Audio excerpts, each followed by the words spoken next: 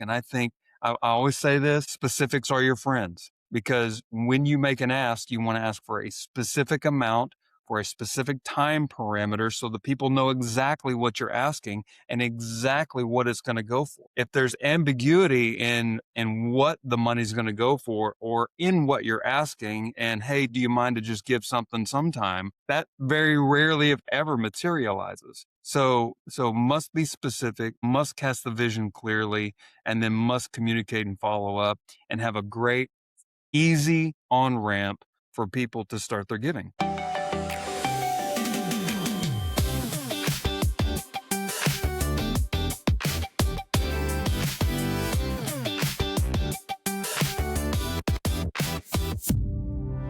Well, welcome back to the Nexus Church Planting Podcast. I'm your host, Andrew Estes, and today I'm excited to welcome my friend and Nexus coach and Nexus Church planter, Jesse Crawford. He has been with Nexus for many years and just really looking forward to today because one of Jesse's specialties and in his own personal experience has been fundraising. And we're going to talk about funding the vision for your church, whether that is pre-launch when you're moving into church planting for the very first time and figuring out how you're going to pay for literally everything, or as in Jesse's case, being able to maintain that fundraising mentality and partner raising and partnership mentality moving forward into a couple of years into ministry. Jesse has a really unique story that will unpack in that regard. But we're going to talk a little bit about today how to overcome fears in fundraising, how to go about just the practical nature of identifying and setting up meetings, and how to have relevant conversations that don't feel like you're begging people to be a part of your ministry, but rather inviting them to be a part of the kingdom work that God wants to be doing, and just offering an opportunity. So super excited to dive into today's content. Jesse, thank you so much, man, for joining me. My pleasure. Glad to be here, Andrew. Thanks. Awesome. For you, those that are unfamiliar, Jesse's Restore Christian Church in Blanchard, Oklahoma, would love for you just to give us a little bit of a backstory of your pathway in ministry that has led you to where you are today. Sure. We moved, my wife and our 6 kids at the time, we moved to Blanchard, Oklahoma. We had our seventh since we've been here, moved in 2013 and started the church in 2014. We moved from Arkansas, just had been in ministry my whole life, but never really started a church. And so got connected with Nexus pretty early on in my ministry in Heber Springs, Arkansas. And that conversation developed over a 3-year period. And so here we came, and we've been here ever since. And it's been quite a journey, actually, and I know you referenced it a little bit. Like we raised some support, raised some funds. Well, we were well into the church plan. In fact, it was 6 years into our journey here in Blanchard. So we started in 2014. In 2020, I did some support raising for the church for myself, and I can get more into that. But it was quite a journey, and God has been faithful and gracious and brought us through a lot of things. That's awesome. And give us a little bit of a picture of Blanchard in particular, and just kind of the journey of Restore over the last several years. You started. Remind me, you when did you guys launch? We launched in 2014, and we launched in August of 2014, and we didn't have a team necessarily. It was just my wife and I and our 6 kids, and we just showed up and started having Bible studies and started meeting people in the library. And it's a very small town, about 8,000 people, and we were looking forward to a growth, a boom of population in the community. And it's finally started to take off over the last 2 to 3 years. It kind of stalled out as soon as we moved into town, but that was sort of the reason we picked the place. And there was a great network of things for our kids to do, good family oriented type place. And wasn't a Christian church in the town, although there was about 20 other churches in town. It was still a good place for us to come and start. And it's been the journey. So Walk me back through your initial experience of feeling called into church planting and walking through maybe just that first round of making it happen. Who are you talking to? Like church relationships, church planting networks, individuals, the emotions and things that all take place inside of the planter. Just the take me back, back 2013, 2014, as you're getting ready to launch. What did that journey look like for you in that fundraising aspect? I could actually take you back as far as church planting goes back to 2009 because I went through my first assessment with CPAC. And I did that when I was working for the Boy Scouts. And I knew that church planting, or at least I felt like church planting was on my horizon, but I was went through that process and was given great counsel. The counsel was to not plant a church right now, but to go get some executive leadership experience before doing that. And so that's when I went to Heber Springs and was the lead pastor there for 3.5 years. But when I moved to Heber Springs in 2010, I immediately gained connection uh, with Spencer Dunlap actually in Cabot, Arkansas, who was connected with Nexus, was just starting with Nexus, and so that began just a journey of talking with Nexus over that next period of 3 years, and it became pretty obvious halfway into my tenure there that church planting kind of really was on the docket, and so the conversations began. I had assessment in 2012 with Nexus, and then got the green light, and we just started looking for places. We looked for, like I said, that's why we picked Blanchard, the town. There was churches around in the Oklahoma area that already put resources into a pool. They had the vision for starting a church in the area, and so we kind of in the Oklahoma City area got to pick our location. So that's kind of how we got here. And then when we got here right after the tornado happened in 2013, which then my family and everybody was like, "What are you doing? You're going to go to Tornado Alley?" I'm like, "Yeah, well, people need Jesus in the Tornado Alley too." And so there was not a whole lot of houses available for us, but we just were like, "Okay, God, just take us." And so once we finally landed, we were able to just start, I don't know, from scratch and going through not just the assessment, but the training with Art of the Start with Nexus was just foundational for me, and having a coach uh, alongside me the whole way, because I never started a church from scratch, but having the drive and having the desire to see a church birthed, and having someone walk alongside me, I couldn't have done it without the help of Nexus. As far as the mechanics of how do you actually go and you form teams and you start Bible studies and you gain connections and you do all the things, and it was a daunting task. And if I hadn't had anybody with me along the way, it would have been been pretty rough. Yeah, yeah, for sure, man. Well, I mean, I love being able to dive into this topic of just like the fundraising and the things of that nature because I from my own personal journey, like we had been able to 2015 was around when we were receiving kind of the calling and just exploring the idea of church planting, and then it was 2016 when we actually launched. But that whole year was just doing the difficult work of fundraising, right? And so I wasn't the lead planter, but I was going as support staff, and I was in charge of raising the vast majority of my own personal salary. And I often joke with a lot of people because I feel like I've lost all shame in asking anybody for anything when it came to getting to the point of overcoming some of the hurdles and the shame or whatever it might be, the personal stigma or whatever it might be that has limited people to not asking for money or whatever it might be. But I feel like I ask anybody for anything now, just, hey, do you have a nonprofit discount for this or for this or for this? How can I get this for free? Or hey, do you want to buy this for me or whatever it might be? But as you're kind of going through that, and I know this is a huge thing that we encourage all of our church planters to go through. There's specific organizations and boot camps and books that we encourage people to go to because it's such a formative piece of being able to fund the good work that God's given to us, and it's biblically founded, all these different things.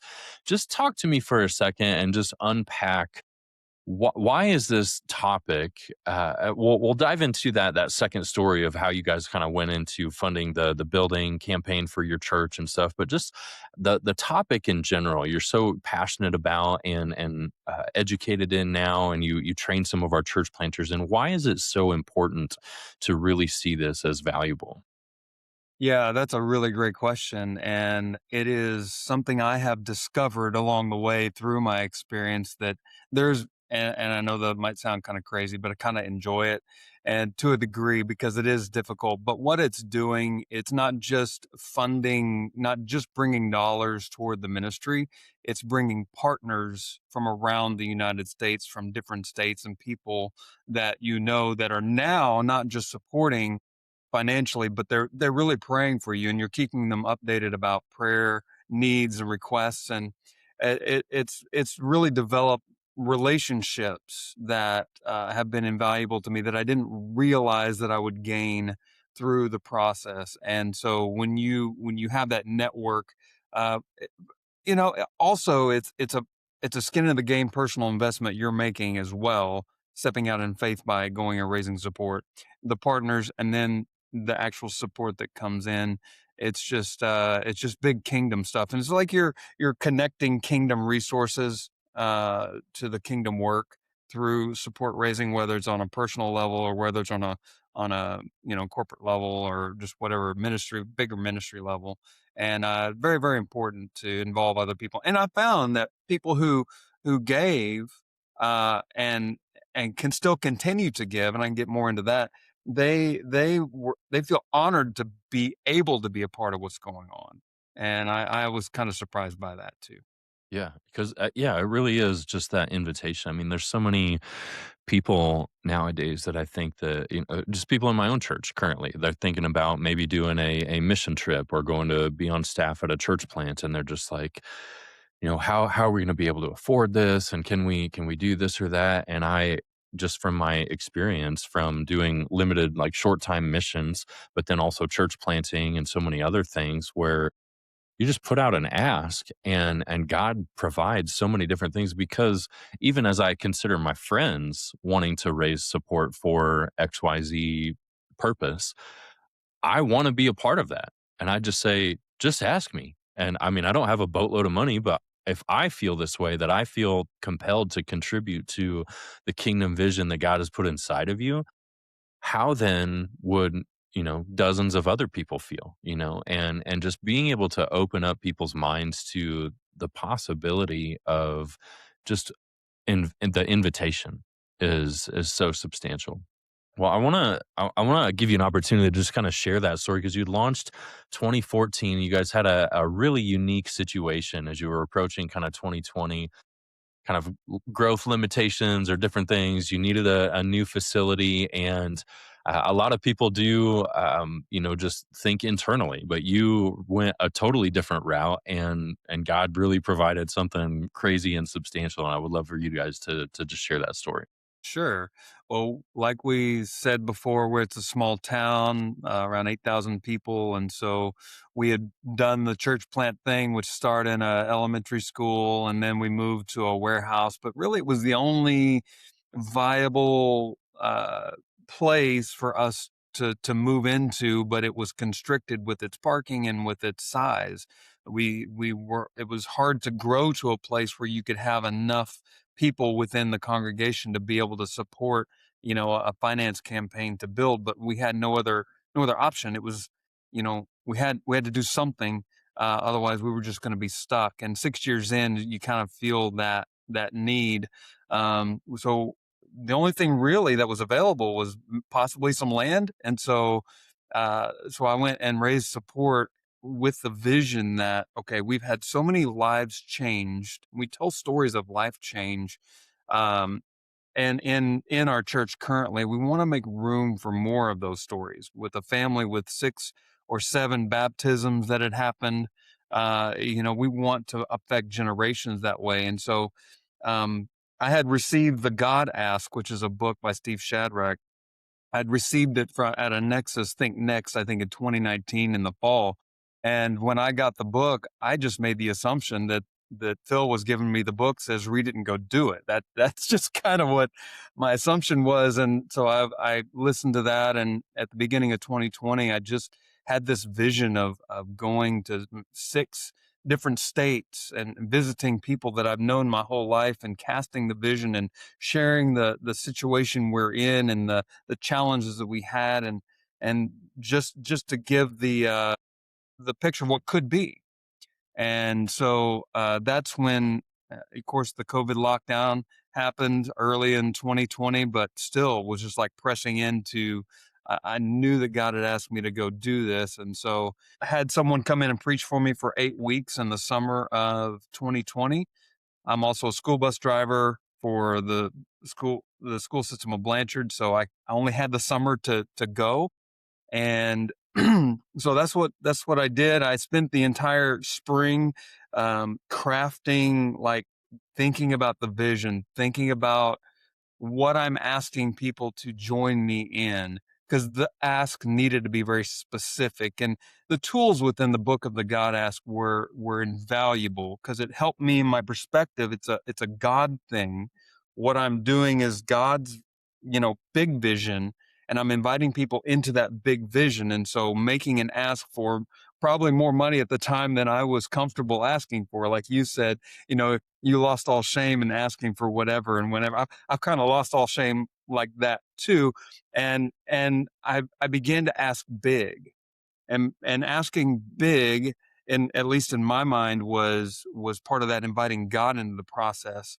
And so I prepared the pitch meaning just casting the vision, sharing the opportunity to overcome these challenges, and inviting people personally into that. And so I was inviting people into, uh, like I treated myself like a missionary. So I'm asking people to give like toward my salary, because that's what, in my mind, a missionary is asking for, so they can go on the mission field. And so that way, because the congregation was already desiring this uh, expansion, they can put the monies that set aside that they would be paying me as far as salary, but set it aside to save up for land and facility. And so that was the approach.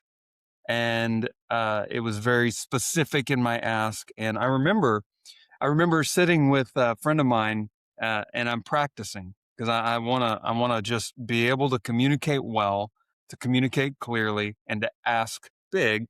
And I said, this is just practice.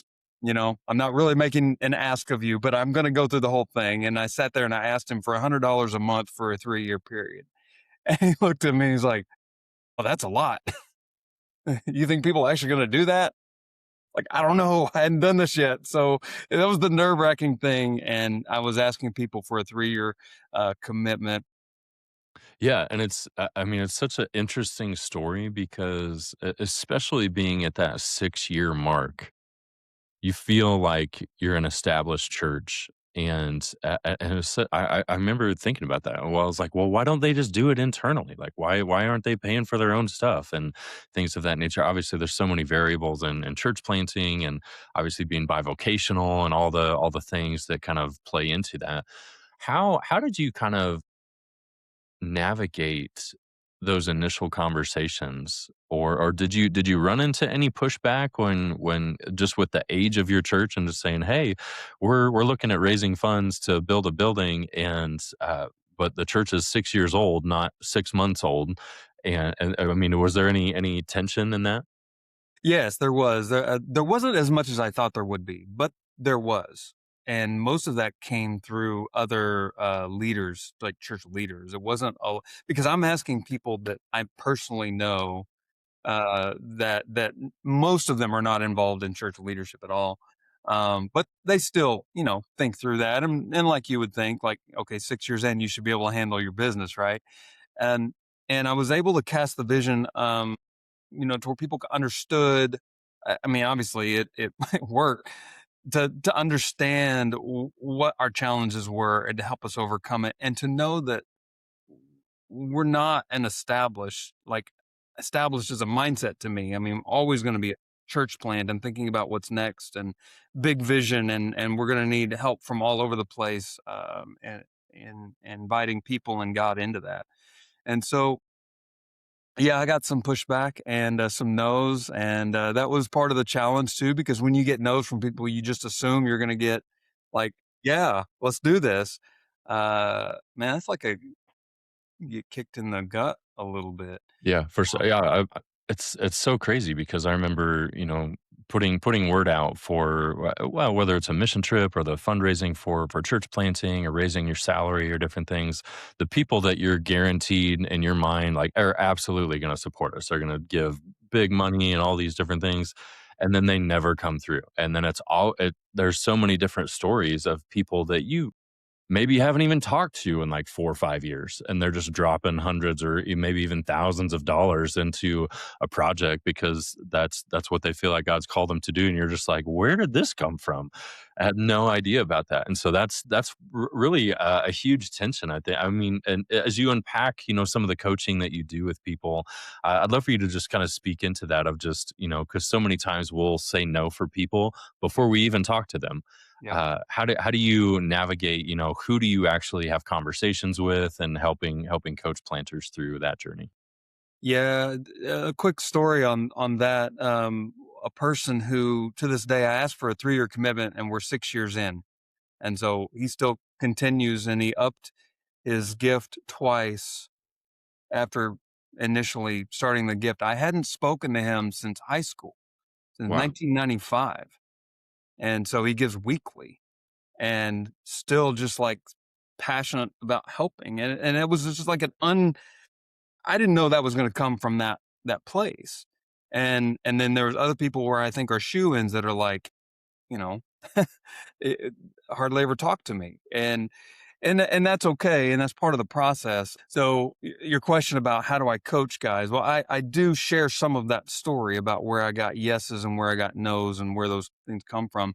But in the process, I really just kind of walk through the God ask and that process, because that really, if you follow that process, it's going to happen because you're inviting God into it, and there's specific ways to do that. And not to say no for someone critical.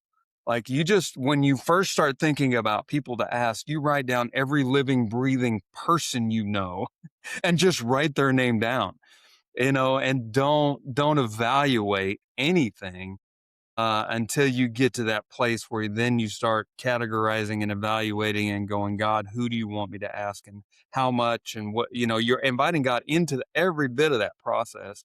And then you hone your pitch, I try to get with the coachees, just what's your vision? Let's make that crystal clear. Andrew, I know that you are very good at like getting guys to like crystallize and articulate their vision.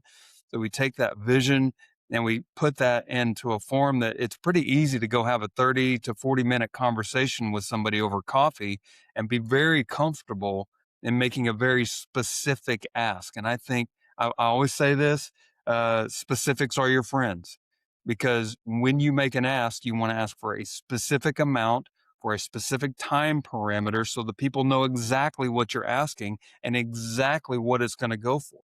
If there's ambiguity in what the money's going to go for or in what you're asking, and hey, do you mind to just give something sometime, that that very rarely if ever materializes. So must be specific, must cast the vision clearly, and then must communicate and follow up, and have a great easy on ramp for people to start their giving. That one guy I was telling you that's upped his donation like 2 times and still gives weekly and hadn't seen him since high school. I sat there with my phone because I had a way for you to do it, just and plugged his info right there in the car. So we Nice. got started. It doesn't happen all the time, but you have those on ramps, and you got a partner almost for life sometimes. And I'll also say I still have a couple. He was my Sunday school teacher back when I was in junior high, and he, to this day, they still continue to support. But they'll pray for me every month, and hey, I prayed for you, because I would do that for 3 years. I'd let everybody know who was giving. Hey, I'm praying for you. Is there anything I can pray for you about? That kind of thing. Kept that connection. And to this day, he'll be watching the weather. He's like, tornadoes in Oklahoma. Hey, are you okay? Did you make it through that tornado or the snowstorm or the ice storm? It's just, yeah, the relations, because of the fears, I think, of asking too big, or maybe losing a friend, or, saying no for somebody. They can't afford it. They're retired. They don't have, once you get through those, it's like breaking through the barriers, and you kind of have to push through at times, because you're going to get kicked in the gut from some people. But I think it's that's a spiritual battle too, at some level, because you're funding ministry and kingdom stuff, and so you're going to get attacked, in your mind on some of that stuff too. Yeah, absolutely. So the God ask. Let's kind of double click on this for a second, just because the book itself has been extremely beneficial as a process type of a book to help people actually move towards the fundraising. But there's a paired kind of a boot camp training that a lot of our almost all of our church planters have gone through, because we encourage them to go do that. Jesse actually does, or you did some training with this organization that helps facilitate a lot of that type of stuff, and then do some coaching with a lot of our newer church planters and walking through that. Give us just you've given some pieces already. Give us a little bit of a high level of the overview of what that journey looks like when you're engaging somebody with the first time. Hey, you need to fundraise for your church plant. Where do you start? How does some of that go? Obviously, writing down of names, honing your vision, some of those things. Are there any other introductory pieces that you're kind of nailing down? Just the biblical foundation, overcoming fears, or things of that nature that happen on the front end, and just kind of give us a flyover of what that process looks like. Yeah, so the book is really good at going through the biblical foundations, and uh I guess be the foundations for raising support. There's a lot of support raising that happens within scripture that you could pass over and not see. And that's the first half of the book, really, is going through, this is this is God's idea for people in the church to take care of other people in the church to move the kingdom forward. It's God's vision. And so once you understand from a biblical perspective, this is an appropriate thing to do, because sometimes you can kind of feel guilty about, like, should I ask or should I not? Does this feel selfish or whatever? This is God talking about it. And then, yeah, it gets into the very specifics of, coming up with all the names, honing your pitch.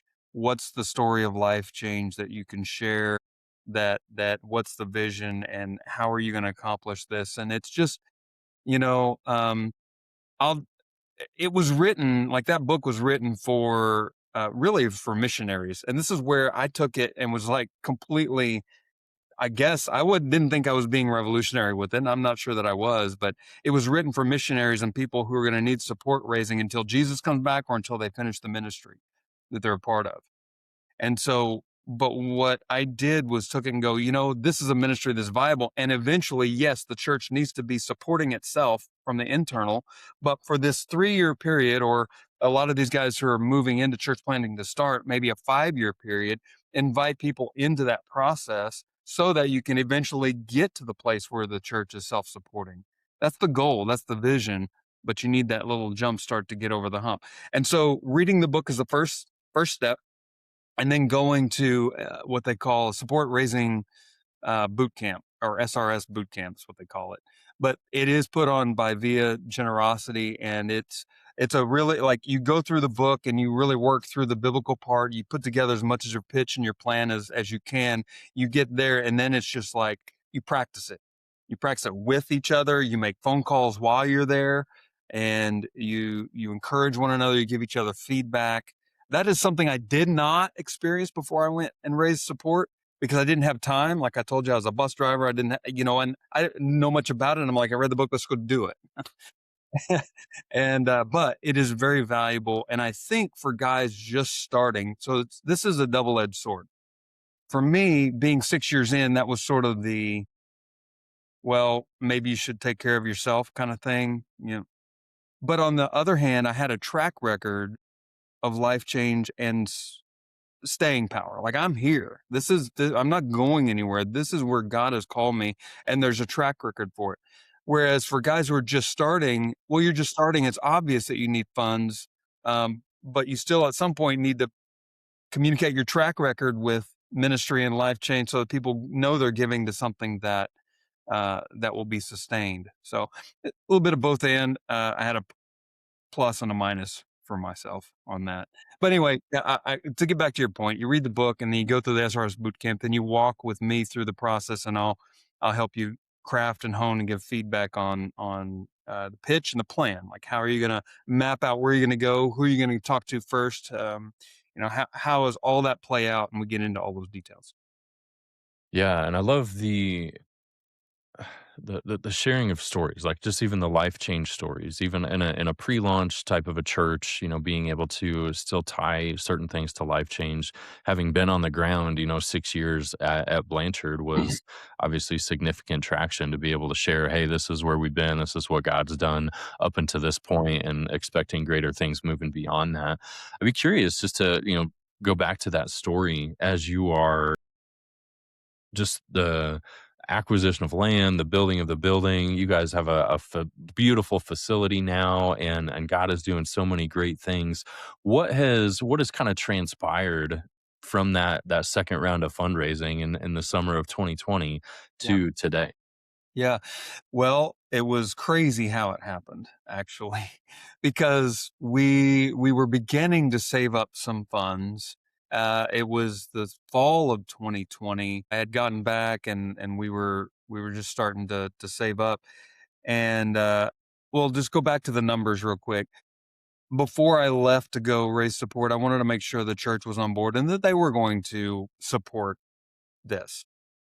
And so they committed over and above their regular tithes and offerings, a $50,000 amount over a 3-year period. So just commitments of monthly giving for 3 years. And then I went and I asked people from, like I said, 6 states, and traveled face to face as much as I possibly could, and raised, sorry, in commitments over a 3-year period, $150,000. So grand total, we had $200,000 in commitments for the next 3 years. So we figured nothing would start until we would save that up. And I had it in the back of my mind, and actually I have a friend that long term they ended up doubling that. They ended up giving a $200,000 donation uh, because of the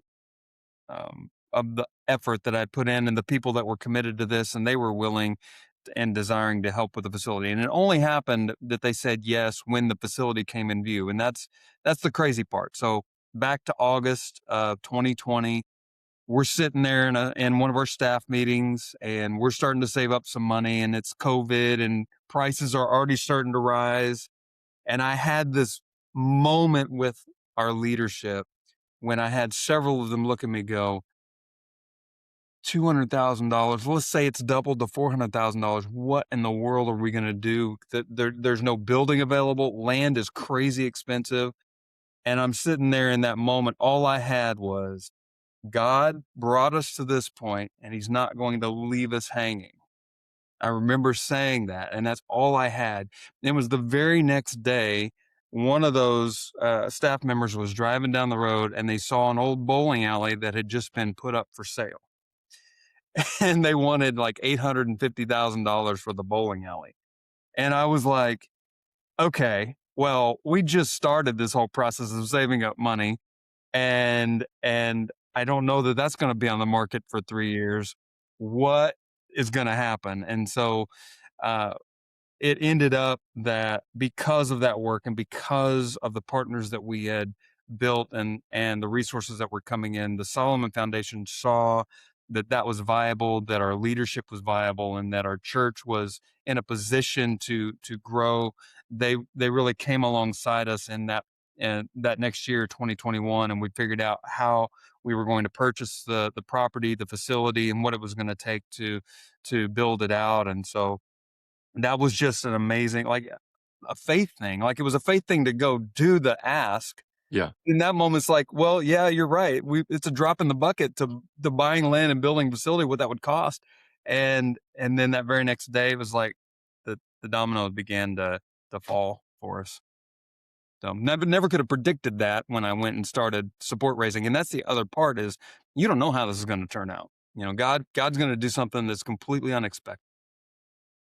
Yeah, and that's what I love so much about just the whole journey is that God always has his hand to play, and that there's a side of you that just says, oh, if you make X amount of calls and you have X amount of meetings and you can raise X amount of dollars and it's all under your own ability to make it happen and raise the funds. But then there always seems to be something that happens or certain stories that are told where you're just like, oh, like that's a coincidence. No, like that is God just massively stepping in and doing something beyond anything that you ever thought possible. And those stories are so prevalent with so many different people that go through not only just fundraising, but just in life in general, of just having the faith to step out and do something crazy for the kingdom, right? And that's just that's that's just part of the part of the job, of just being a follower and just seeing God do and incredibly immeasurably more than anything that we could ask or imagine. And so that's just a lot of fun. It's horrifying at times, It is. It is. but being able to be on the receiving end of that, you're just like, wow, like how is this even possible right now? So Yep. I know And that you've experienced. big vision is going to be horrifying at first because there's no way on the earth that you personally can make it happen. Yeah, So yeah, yeah, for sure, man. As you've engaged with a handful of church planters and walking alongside them to be able to go through some of the coaching and setting up the process and doing some of that stuff, what is two things? What is some of the primary pushback or obstacles that planters face when you're kind of coaching them just in this heart?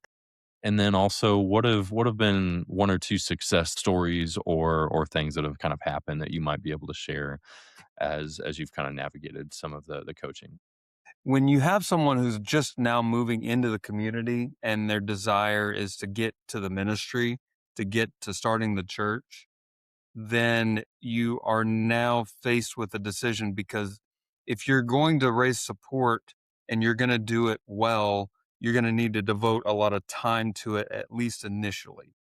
The continual follow up and the letters and notes and texts and stuff aren't going to take as much time once you're finished with the initial, but you're wrestling with both. And so how do you, especially if you're moving into a community and you've got guys that are bivocational, so they have other jobs too. So you add another job, a church plant, and then raising support on top of that, that can be a lot of balls to juggle at one time. So you're trying to figure out what time you can put into it. And I try to encourage the guys to give as much of their time initially up front to sort of knock this out. And that way the funding and the finances are not going to, that's coming, and you can focus then 100% of your energies into the ministry.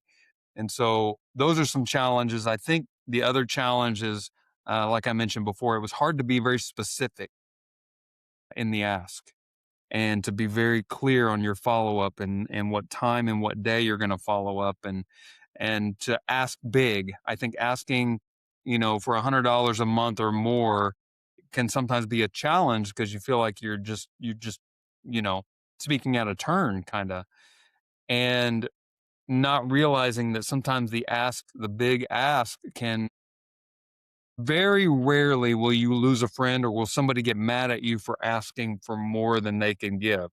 Most of the time, they'll look at you and go, "Oh, you really think I can do that, man? I feel honored. No, I can't do that, but I can do this." But if you only ask for a little amount, you're not going to get what they could get. So, challenges that way of the ask, the time management. Yeah, I think those are the main ones anyway, and the saying no for other people, you Yeah. know, before you actually make the ask, Yeah, before for you sure. Have you, I mean, having walked several people through this, what are some of the God stories maybe that you've seen come out of it? Well, I think there's been several guys that have done just a phenomenal job, and they've really secured financial stability and partners in prayer from all over.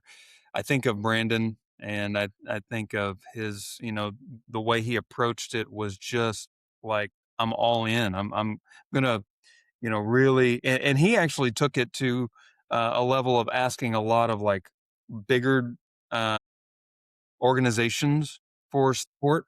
Whereas my approach and kind of really what the book was written for is on a personal level, although it's very easily transitionable into asking a larger church or asking an organization for some of those funds.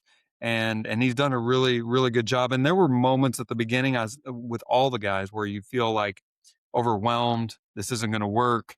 You know, I don't, where's the money going to come from? I don't know anybody, and these kinds of things. But if you can push through those barriers, just about every time there's breakthrough. As you are kind of now transitioning, this idea of being able to raise up partners in ministry is not something that just stops at church plant launch, right? I mean, even if you do the deep work, or like you do it twice, so go through multiple rounds of fundraising outside of the church.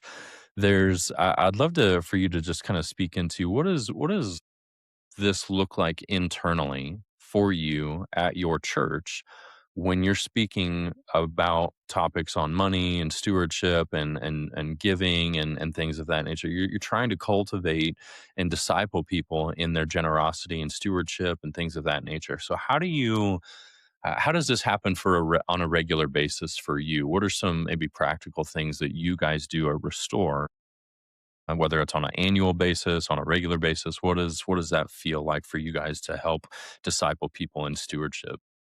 Well, I think part of it is really casting the vision for where God is us going as a church. I think if they don't feel like we have a direction or a vision, they're not inclined to really give more.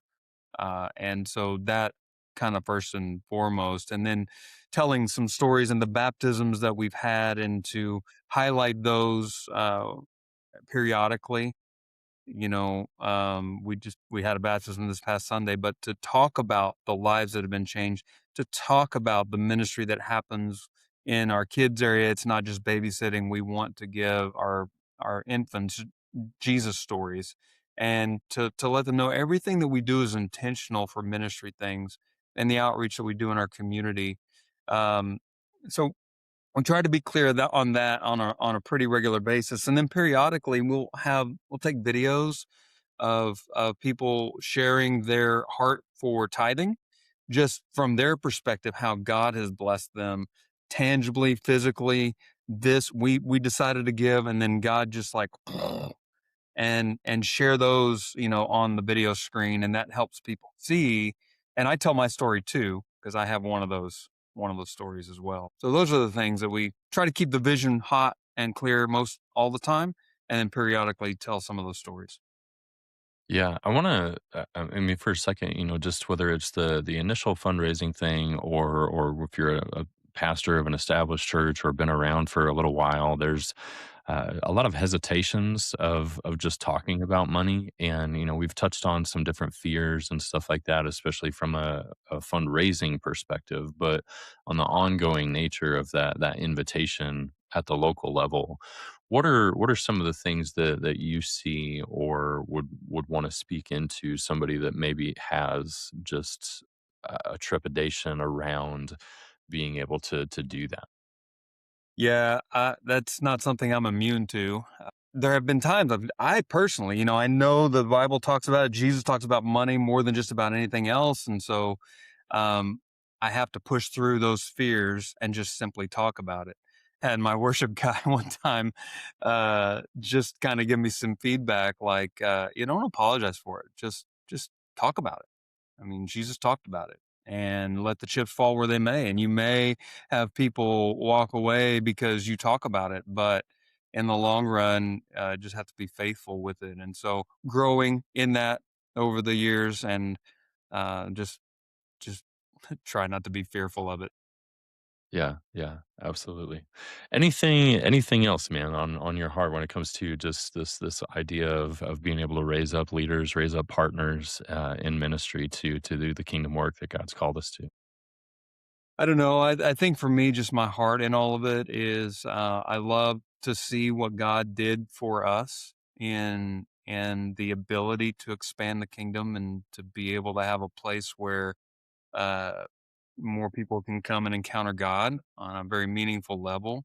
That I see how it affected me, and even though I got some challenges and challenged when I went and raised support, in the long run, when I look back, I go, that was just a beautiful thing. And I love the opportunity to be able to, for those who would like to, through coaching, through Nexus, through the guys coming online, and even some other churches that have been further along in the process who need to retool and raise support. I just being able to speak into that brings me joy to see the kingdom work kind of like grow and expand. And so that's what makes me tick. That's my heart, and kind of enjoy it. I know that sounds weird, but Right. Just a sick satisfaction is what I it guess so. I guess so. No, it's good, man. Well, dude, I'm so thankful for you, for just the example that you've said, the ministry that you have, the bold faith and the vision that God has placed inside of you guys. Praying for continued, just a deep work in Blanchard and well beyond that, and just for yeah, grateful for your ministry that you do within Nexus and coaching some of our guys. But man, this is such an important topic, and being able to yeah, just encourage guys, walk with them, and just see the stories of blessing that kind of come out on the other side is really unlike too many other things that I know about. I mean, just seeing God work in crazy ways and seeing people step up and bless kingdom work in ways that you never thought possible is just humbling to be a part of stuff like that. So thanks, man, for who you are, for what you do, and for joining us on the podcast, man. You bet. Thanks for having me.